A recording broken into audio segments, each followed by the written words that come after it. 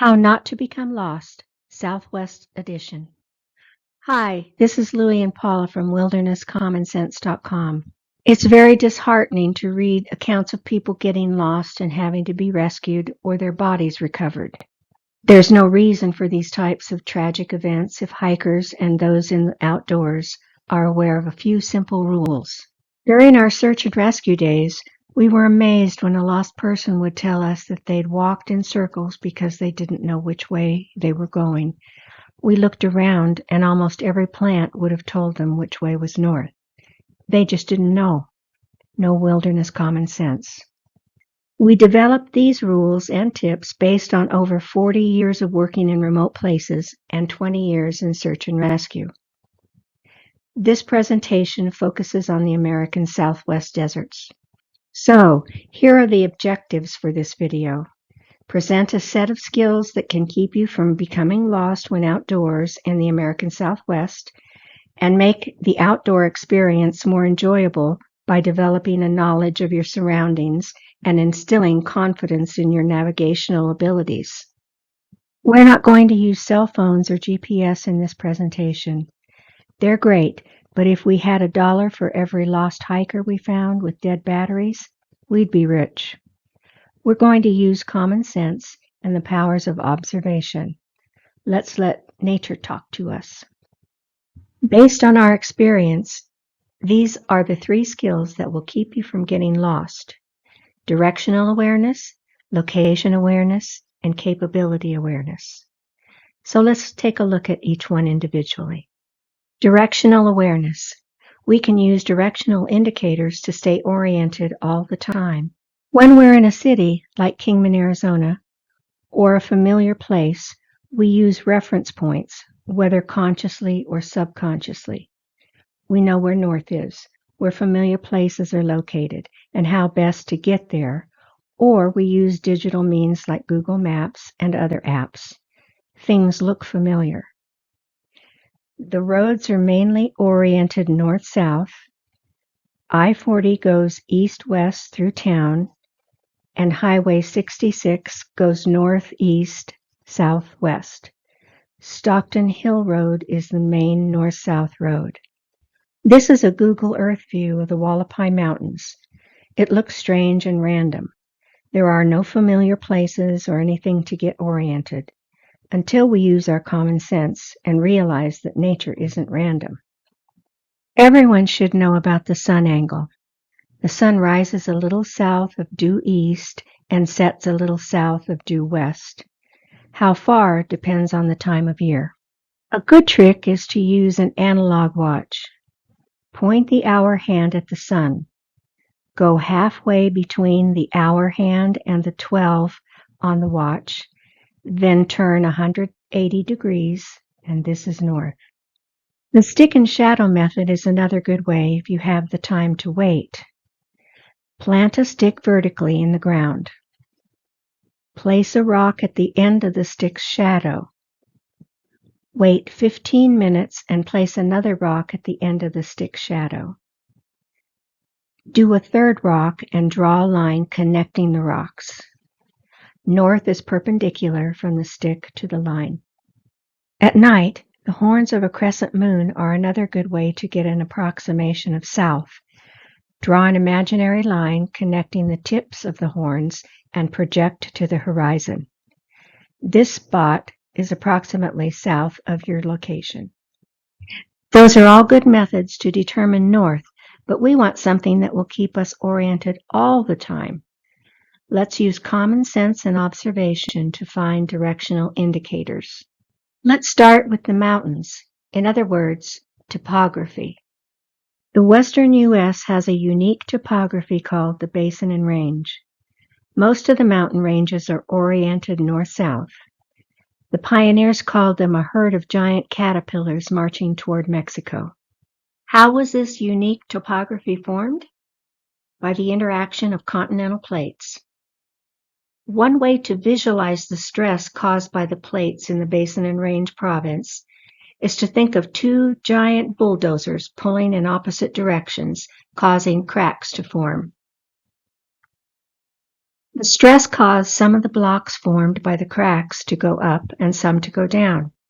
The blocks that moved down formed the basins. The ones that went up formed the mountains. The southwest part of Arizona is in the Basin and Range, where most of the mountain ranges are oriented approximately north-south. There are some notable exceptions, however. Looking at Long Mountain, a mountain in Mojave County, which way is north? You have a 50-50 chance of getting it right. With the mountain ranges aligned north-south, it makes sense that the majority of main washes would be oriented east-west, so topography can be our first directional indicator.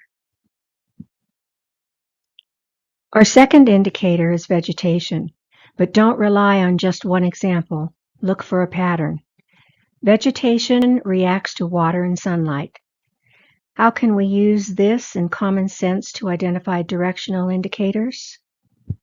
Vegetation needs water. More water means more vegetation.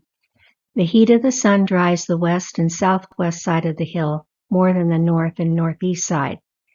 The difference is easily visible in this picture. Looking at the flanks of a mountain, the difference is obvious. Which way is north?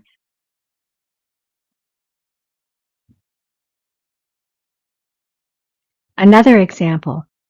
Which way is north?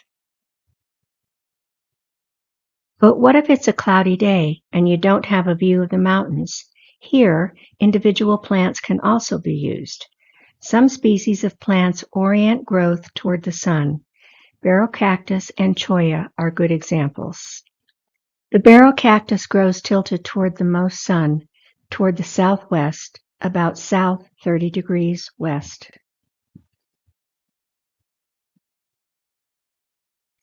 By the way, the barrel cactus is sometimes called the compass cactus. Which way is north in this picture? Our favorite plant is the Joshua tree. Most of its branches grow pointing to the southwest. Which way is north in this picture? Two views of the same Joshua tree. Which faces south and which faces north? One way to use this skill is to face the thickest growth. North is about 30 degrees to your left. Which way is north? Two views of the same cane cholla. Which way are they facing?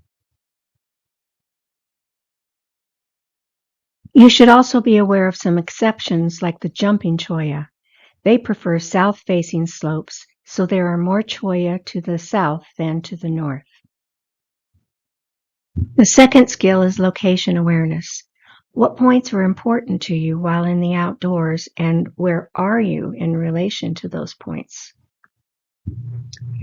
The streets in the town of Kingman are mostly oriented north-south, with Stockton Hill Road as the main north-south road. The Walmart store is located north of I-40 and east of Stockton Hill Road. The post office is located near the south end of Stockton Hill Road. Home Depot is located at the north extension of Stockton Hill, and the Flying J Travel Plaza is located at the east side of town near I-40. When you're in town, you orient yourself with these places. When in the out of doors, things look random, but they aren't. Directional indicator number 1, the main mountain mass, is oriented north-south. The main washes flow east-west, and the vegetation is thickest on the north side of the ridges. The east flank of the Hualapai Mountains has important points, including the Hualapai Lodge, the Yellow Pine Ranch, and the favorite four-wheeling location called the Mansion. The east is bounded by Blake Ranch Road, the west by Flag Mine Road, and the subsidiary roads go between these two main roads. To help remember these locations, think of a ladder with the vertical sides being the two main roads and the subsidiary roads, the rungs of the ladder. Now you have a mental picture of locations. The area looks like a stepladder. The Hualapai Mountain Park has excellent hiking trails, and they are easy to follow. However, Every year there are people that get lost. Everyone should carry a map, but that just doesn't happen. So they should have a mental picture of the boundaries of the hiking area. There is a road that forms a boundary to the north, one along the west, and a third that goes southeast. While hiking, visualize this shape and use the mountain peaks to know where you are in the geometric form. A wilderness hiking area is located around Mount Tipton in the northern Surbat Mountains. Over the years, we had several rescues where individuals had driven down from Las Vegas to climb the wilderness peak and got lost. Using directional indicators, the main length of the mountain range aligned north-south, the east-west direction of the washes, and the vegetation indicators, one can know which way is north, and having a visual picture of the bordering roads, stay oriented. Highway 93 is on the west, Pierce Ferry Road is on the north-northwest, and Stockton Hill Road is on the east. The hiking trail shown on digital maps heads up a wash to the ridge crest and then to the top of Mount Tipton. The ridgeline can indicate the east and west directions, and the vegetation can orient you as to north and south. These same concepts can be used on a broader scale. The San Juan Mountains of Colorado are a favorite place to hike and four-wheel. To stay oriented, visualize a triangle with the towns of Cortez, Ouray, and Durango at the corners. The roads going over the mountain passes go between the sides of the triangle and are mostly in an east-west direction. Imogene Pass goes from Ouray to Telluride, and Ophir Pass goes from the East Highway to the West Highway. Lizard Head Peak is a useful reference point that is located on the western side of the triangle. The third skill is capability awareness. What can you physically do? Can you really hike over that mountain? If you knew what the terrain was like, you'd know what you can and can't do. What's the best way to know what the terrain is like? Look at a map, but not just any map, a topographic or topo map. Back in Arizona, this is a map of the Sarah Park hiking area near Lake Havasu City, site of many rescues for lost and dehydrated hikers. Before you start hiking, look at a map and form a visual picture of the area. Highway 95 forms a boundary to the north. Havasu Lake forms a boundary to the southwest. There is a low mountain range between the highway and the lake running northwest-southeast. The hiking trails form a grid pattern between the low mountains. While hiking in this area, if you don't have enough water, remember that the lake is to the southwest. It might be better to hike to the lake and get water, and maybe a boat ride, than try to hike to the highway across the hot desert. It takes practice to learn to read topographic maps. Topo maps have so much information that they can lead to information overload.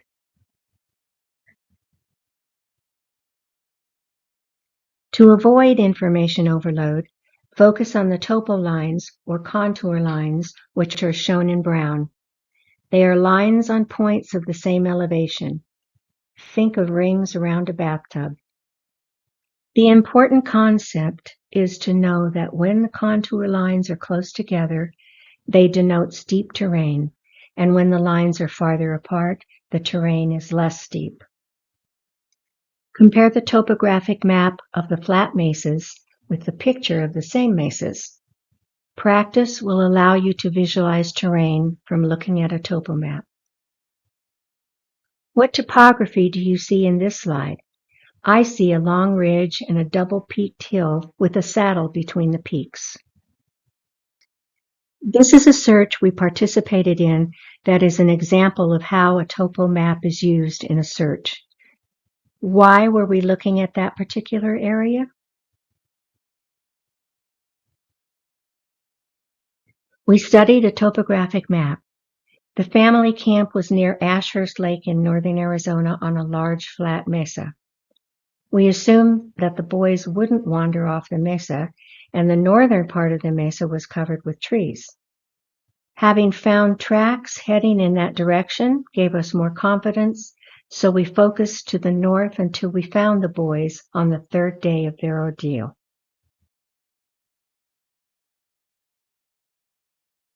To review the skills that can help you from getting lost in the Southwest, start with directional awareness, using topography, vegetation density, and plant direction. Then we maintain location awareness by looking at maps and forming a picture using shapes or letters to locate important features. And lastly, we look at topographic maps to know what we can and can't do in the mountains. Thanks for joining us in this presentation.